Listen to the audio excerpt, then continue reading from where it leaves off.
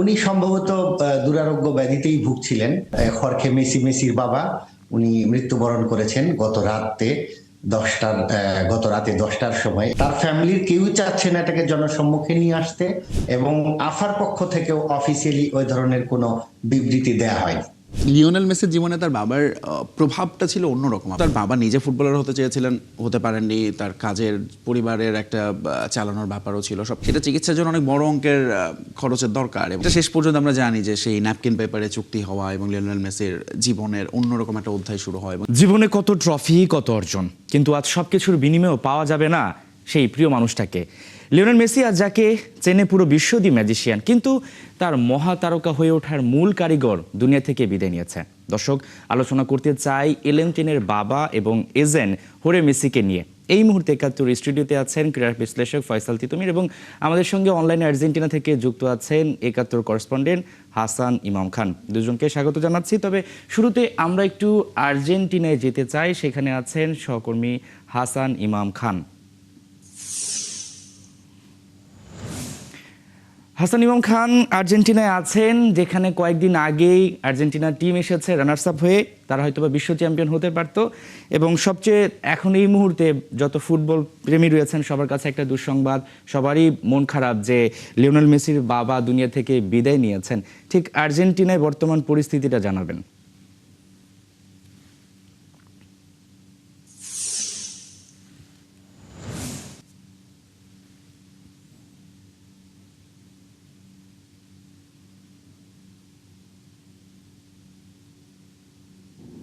জি, আপনি শুনতে পাচ্ছেন আমাকে না? জি। জি, আমরা শুনতে পাচ্ছি। জি, আর্জেন্টিনাতে আসলে অফিসিয়ালি খরখের মানে মেসির বাবার মৃত্যুর সংবাদটা ওনারা ফ্যামিলিগতভাবেই গত বেশ কিছুদিন সময় ধরেই উনি অসুস্থ ছিলেন, এবং এই অসুস্থতাটা ওনারা আসলে জনসম্মুখে কখনোই নিয়ে আসতে চাননি। ফ্যামিলির এটা ফ্যামিলির সিদ্ধান্ত ছিল। উনি সম্ভবত দুরারোগ্য ব্যাধিতেই ভুগছিলেন, কিন্তু এটা তাদের ফ্যামিলি সিদ্ধান্ত যে ফ্যামিলি থেকে তারা কাউকে আসলে অফিসিয়ালি এই দেশেও কোনো সংবাদ মাধ্যমে শুধু এইটুকুই জানানো হয়েছে যে খরখে মেসির বাবা উনি মৃত্যুবরণ করেছেন গত রাতে 10টার সময়, এখানকার স্থানীয় সময় 10টায়। তো এই খবরটাই আমরা এইখানে অফিসিয়ালি, এবং আর্জেন্টিনার যে সমস্ত টেলিভিশন চ্যানেল এবং অন্যান্য যোগাযোগ মাধ্যমে আমরা এই সব নিউজটুকুই এখানে জেনেছি। এবং এর বাইরে তার যে মেডিকেল যে ডক্টর ছিলেন, উনি ডক্টরও ওই পর্যন্তই ওনার নিউজটা প্রকাশ করেছেন যে হ্যাঁ উনি মৃত্যুবরণ করেছেন, এবং কি কারণে মৃত্যুবরণ করেছেন সেই ডক্টরও সেটা মানে তার ফ্যামিলির সিদ্ধান্তের কারণেই সেটাকে তারা জনসম্মুখে আসলে প্রকাশ করেনি। অবশ্যই মেসির মতো একজন কি বলে আপনার বিশ্ববরেণ্য একজন খেলোয়াড়, তার বাবা, তার সাথে তার যে পথ চলার একটা দীর্ঘ সময় ছিল, সেই জায়গাটা থেকে আর্জেন্টিনার মানুষের মধ্যে অনেকটাই সুখের একটা ব্যাপার কাজ করে এবং করছে নর্মালি। বাট ওই যে আমি আবারও রিপিট করবো এটা যে অফিসিয়ালি আসলে তাদের ফ্যামিলির সিদ্ধান্ত এটা যে ফ্যামিলি থেকে তারা আসলে এটা চায়নি জনমন সম্মুখে যে কি কারণে বা কি অসুখে সে ভুগছিল এবং কি অসুখের কারণে তার মৃত্যুবরণ করেছে। এর বাইরে কি আর কোনো তথ্য জানতে পেরেছেন কিনা? তার কখন শেষকৃত্য হবে? লিওনেল মেসিও আর্জেন্টিনায় পৌঁছে গেছেন। সব দিকে আসলে এখন একটা শোকের মাতম চলছে। সেদিকে আসলে আপনারা যারা বাংলাদেশি রয়েছেন, আপনি তো নিজেও সেখানটায় রয়েছেন, বাংলাদেশি যারা প্রবাসী রয়েছেন তাদের মতামতটা কি? এবং আমরা যদি বলি যে সেখানে যারা ফুটবল প্রেমী রয়েছেন, কারোর সঙ্গে কি কথা বলতে পেরেছেন কিনা এই বিষয়টা নিয়ে? আমি ব্যক্তিগতভাবে আসলে কথা বলেছি। ওই যে মেইনলি যেটা হচ্ছে যে তার যে ফ্যামিলিটা, তার ফ্যামিলির কেউই চাচ্ছে না এটাকে জনসম্মুখে নিয়ে আসতে, যে কারণে সরকারের পক্ষ থেকেও আসলে অফিসিয়ালি ওই ধরনের কোনো বিবৃতি দেয়া হয়নি, এবং আফার পক্ষ থেকেও অফিসিয়ালি ওই ধরনের কোনো বিবৃতি দেয়া হয়নি। সাধারণ মানুষ আসলে কি বলছেন, মানে তাদের সঙ্গে কি কথা বলতে পেরেছেন কিনা, তাদের কোনো সাধারণ প্রতিক্রিয়া? মানুষের মধ্যে সাধারণ মানুষের প্রতিক্রিয়া সেম প্রতিক্রিয়া, যেমন তারা সবাই আসলে আর্জেন্টিনাতে নর্মালি যেটা হয় আর কি, যে মেসির বাবা নেই, মেসির বাবা নেই, এমন একটা ব্যাপার সবার মধ্যেই সুখ প্রকাশ চলছে, এবং বাট অফিসিয়ালি কোনো কিছু চলছে না। সেটাই আমরা আসলে পরবর্তীতে আপনার কাছ থেকে বাকি তথ্য জেনে নিব। অসংখ্য ধন্যবাদ হাসান ইমাম খান আমাদের সঙ্গে যুক্ত হওয়ার জন্য। দর্শক, আমরা আলোচনা করছিলাম, ঠিক এই মুহূর্তে আর্জেন্টিনা থেকে ছিলেন আমাদের ৭১ করেসপন্ডেন্ট হাসান ইমাম খান। আমরা চলে যাব, আমাদের ৭১ স্টুডিওতে আছেন ফয়সাল তিতুমির, ক্রীড়া বিশ্লেষক, তার কাছে। ফয়সাল তিতুমির, আপনাকে স্বাগত ৭১ খেলা যোগে। একটা শোকের বিষয় দিয়ে আসলে আলোচনাটা শুরু করতে হচ্ছে, হয়তো বা এটা ভিন্ন রকম চিত্র হতে পারতো। লিওনেল মেসি পৌঁছে গেছেন আর্জেন্টিনাতে। একেবারে ছোট্টবেলা থেকে জানতে চাই যে আজকে আমরা যাকে মেসি হিসেবে চিনি, তার বাবার সেই যদি সাহসী সিদ্ধান্ত না হতো, হয়তো বা মেসিকে আমরা নাও চিনতে পারতাম, তিনি মহাতারকা নাও হতে পারতেন। না, সেটা তো নো ডাউট। এবং লিওনেল মেসির জীবনে তার বাবার ভূমিকা কতটুকু, এটা বোধহয় আমরা সবশেষ একটা ছোট্ট এক্সাম্পল দিয়ে কানেক্ট করতে পারবো। ওয়ার্ল্ড কাপের ফার্স্ট ম্যাচ লিওনেল মেসির গোল করার পর তার কান্নায় ভেঙে পড়া, এবং এভরিওয়ান ওয়াজ কিউরিয়াস যে কেন মেসি এরকম করে কাঁদছেন, যেটার উত্তর তিনি দেননি। পরবর্তীতে জানা গেল যে তার খেলার কিছু না, খেলার বাইরের কিছু, এবং সেটা যে তার বাবার অসুস্থতা, এবং তিনি যে দীর্ঘদিন ধরে অসুস্থ, চিকিৎসা নিচ্ছেন, হাসপাতালে ছিলেন। ওই সময়ের মধ্যে লিওনেল মেসি ওরকম ইমোশনাল হয়ে যাওয়া, মানে এইটা না আসলে খুবই অন্যরকম। কীরকম, ধরেন আমাদের তো প্রত্যেকেরই বাবা আছে, এবং আমাদের বাবার সঙ্গে সম্পর্কটা, আমরা যখন সাধারণত দূরেই থাকা হয়, লিওনেল মেসির মতো একজন অ্যাথলেট, সারা দুনিয়া ঘুরে বেড়াতে হয় তাকে, হাই হ্যালো সম্পর্ক হবে, খোঁজ নেয়া, বাবা কেমন আছে, ওষুধ খেয়েছ কিনা, দ্যাটস ইট। কিন্তু লিওনেল মেসির জীবনে তার বাবার প্রভাবটা ছিল অন্যরকম। আপনি যেটা বললেন, একদম ছোটবেলাতেই প্রথমত তার বাবা নিজে ফুটবলার হতে চেয়েছিলেন, হতে পারেননি। তার কাজের, পরিবারের একটা চালানোর ব্যাপারও ছিল, সব কিছু মিলে। কিন্তু ওই সময় লিওনেল মেসি যখন অসুস্থ হলো, তার ওই হরমোনাল ইস্যুটা, সেটা চিকিৎসার জন্য অনেক বড় অঙ্কের খরচের দরকার, এবং তিনি তখন তার শৈশবের ক্লাব নিউওয়েলস বয়েজ ক্লাবে যান। সেখান থেকে একটা সময় তিনি সিদ্ধান্ত নেন যে তার নানাভাবে যে তিনি আচ্ছা বার্সেলোনায় গিয়ে দেখবেন কি হয়, সেখানে তিনি নিয়ে যান। এবং তার যাওয়ার শর্তটাই ছিল তার বাবার, যে তার ছেলেকে যদি পছন্দ হয় তাহলে তাকে এই চিকিৎসার খরচ দায়িত্বটা নিতে হবে। সেটা শেষ পর্যন্ত আমরা জানি যে সেই ন্যাপকিন পেপারে চুক্তি হওয়া, এবং লিওনেল মেসির জীবনের অন্যরকম একটা অধ্যায় শুরু হয়। এবং এই পুরোটা সময় তার বাবা কিন্তু দেখেন, এত বড় একজন ফুটবলারের বাবা, এবং তিনি ছিলেন তার মেইন এজেন্ট। এবং লিওনেল মেসি যে ধরনের মানুষ, আমরা প্রায়, আমি পার্সোনালি খুব অবাক হই যে মেসি এতটা ইন্ট্রোভার্ট কী করে এতটা ফেম নেম থেকে তিনি নিজেকে আড়ালে রাখতে পারেন, তার ফ্যামিলি পার্সোনাল লাইফকে তিনি আড়ালে রাখতে পারেন। এই সব কিছু তিনি তার মানে তার বাবা থেকে পেয়েছেন। এইমাত্র যিনি আমাদের যোগ দিয়েছিলেন আর্জেন্টিনা থেকে, তিনিও কিন্তু বলছিলেন যে তারা কেউই আসলে পারিবারিকভাবে এই ব্যাপারটা নিয়ে খুব সামনে আসতে চাননি। খুবই পার্সোনাল ব্যাপার, তারা পার্সোনালি জিনিসটা রেখেছেন এখন পর্যন্ত, এবং এটা একটা সাংঘাতিক ব্যাপার। এবং লিওনেল মেসির মধ্যে ব্যাপারটা আছে তার বাবার কাছ থেকে। তার বাবা দেখেন কখনোই কিন্তু ওই লাইমলাইটে আসতে চাননি, কখনোই তিনি তার ছেলেকে আড়াল করে রাখতে চাননি, বা এটা যে আমার সম্পদ, লিওনেল মেসির একটা প্রোডাক্ট হিসেবে তিনি ভাবেননি, তার সন্তান, এবং কিভাবে তার ভালো হবে মন্দ হবে, এবং সেটা নিয়ে তিনি সবসময় কাজ করেছেন, চেষ্টা করেছেন।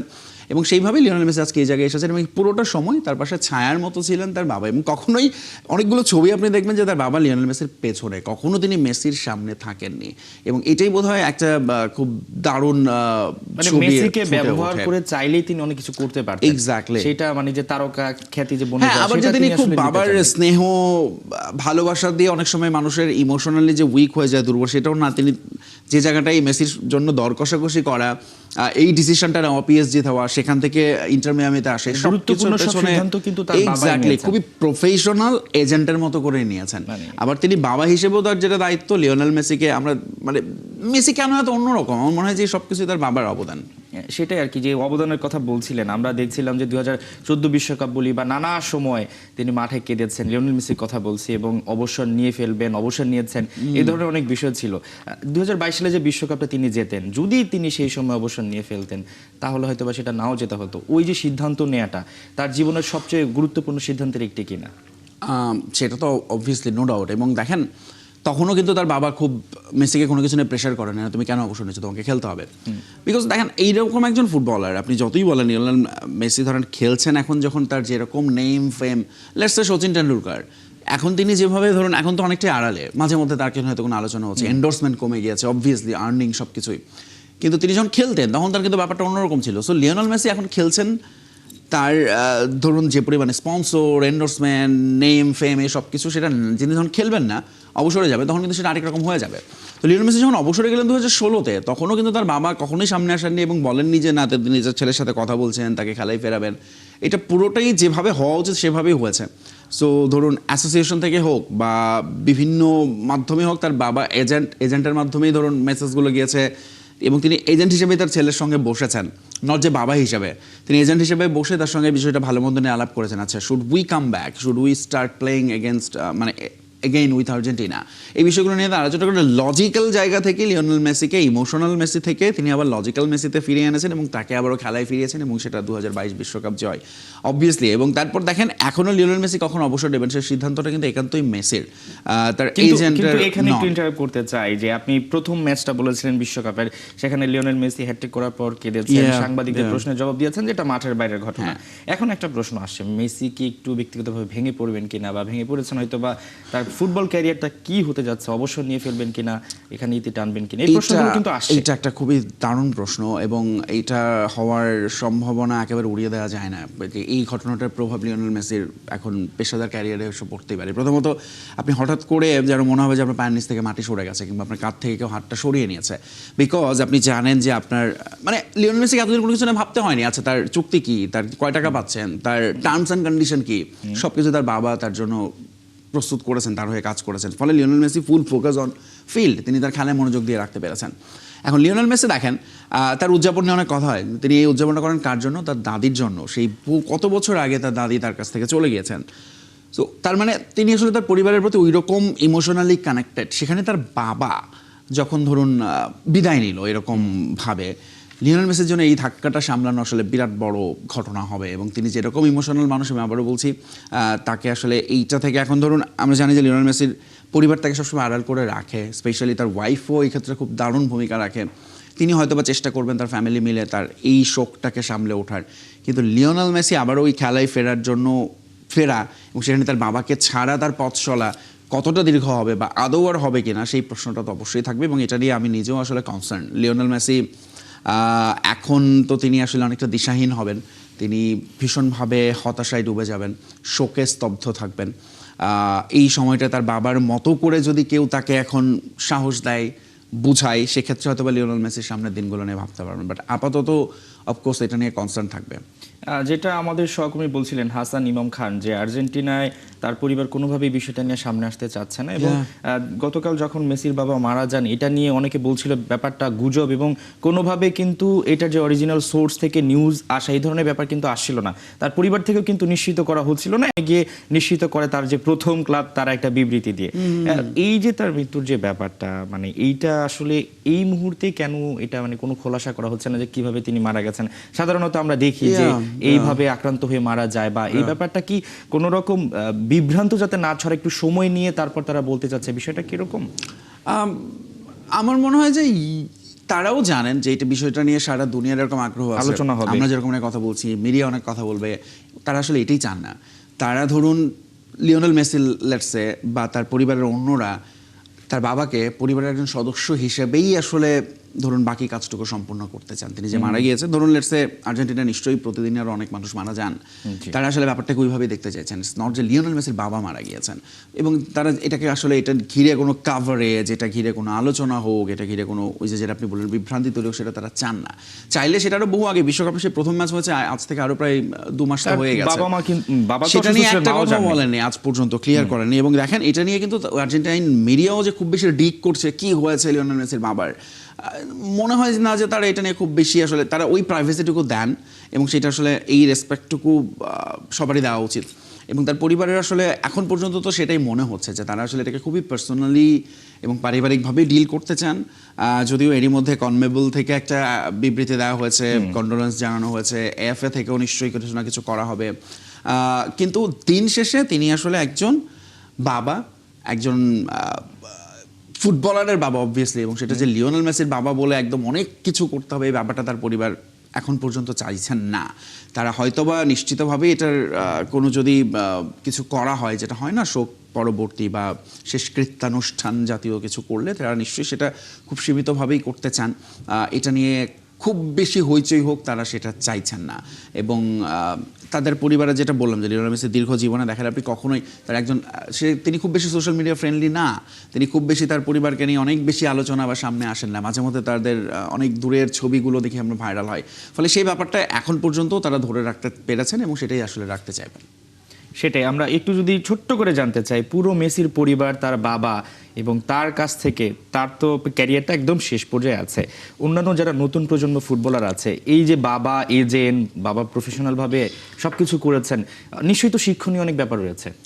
অফকোর্স, প্রথমত যেমন আমি নিজেই পার্সোনালি মনে হচ্ছে আচ্ছা আমার বাবার সঙ্গে আমার সম্পর্কটা আসলে কেমন, মানে আমরা কি আসলে এতটা লিওনেল মেসির মতো করে কানেক্টেড থাকতে পারি, বা আমাদের বাবাকে ধরুন আমাদের যতটুকু রেসপেক্ট দেওয়া উচিত, স্পেস দেওয়া উচিত, সময় দেওয়া উচিত, আমরা এখন সবাই পার্সোনালি ব্যক্তিগত জীবনে এত বেশি ব্যস্ত, সেখানে আমরা আমাদের আসলে পরিবারের কথা অনেক সময় ভুলে যাই কিনা, আমাদের বাবাকে আমরা যথেষ্ট সময় দিচ্ছি কিনা, এই জিনিসগুলো হচ্ছে আমার খুব পার্সোনাল, এটা হচ্ছে এক ধরনের উপলব্ধি। কিন্তু আপনি যদি ওভারঅল দেখেন পৃথিবীতে, ধরুন আমরা সাংবাদিক হিসেবে দেখেছি অনেক এরকম ঘটনা আছে, বড় বড় অ্যাথলেটের বাবারা এজেন্ট হয়েছেন এবং তাদের মধ্যে ডিসপিউট হয়েছে, সেই অ্যাথলেট এসে তার বাবার বিরুদ্ধে অভিযোগ করছেন এবং তার বাবা অনেক সময় অনেক ভিন্ন কারণে, নেতিবাচক কারণে শিরোনাম হচ্ছেন, ছেলেকে বা তার সন্তানকে ভুল পথে পরিচালিত করছেন, কারণ এই নেম অ্যান্ড ফেম, এই খ্যাতির ধাক্কা সবাই সামলাতে পারে না, কিন্তু লিওনেল মেসির বাবা খুব প্রফেশনালি পেরেছেন, এটাই আসলে অনেক বড়, সেটাই আমাদের অনেক শিক্ষণীয় ব্যাপার রয়েছে। এই ধাক্কা আসলে সবাই সামলে উঠুক, আর্জেন্টিন যত সমর্থক রয়েছে। অসংখ্য ধন্যবাদ ফয়সাল তিতুমির আমাদের সময় দেওয়ার জন্য। দর্শক, আমরা আলোচনা করছিলাম লিওনেল মেসির বাবা হোরে মেসি, তার মৃত্যু নিয়ে। আমাদের সঙ্গে ৭১ স্টুডিওতে ছিলেন ক্রীড়া বিশ্লেষক ফয়সাল তিতুমির, আমাদের সহকর্মী হাসান ইমাম।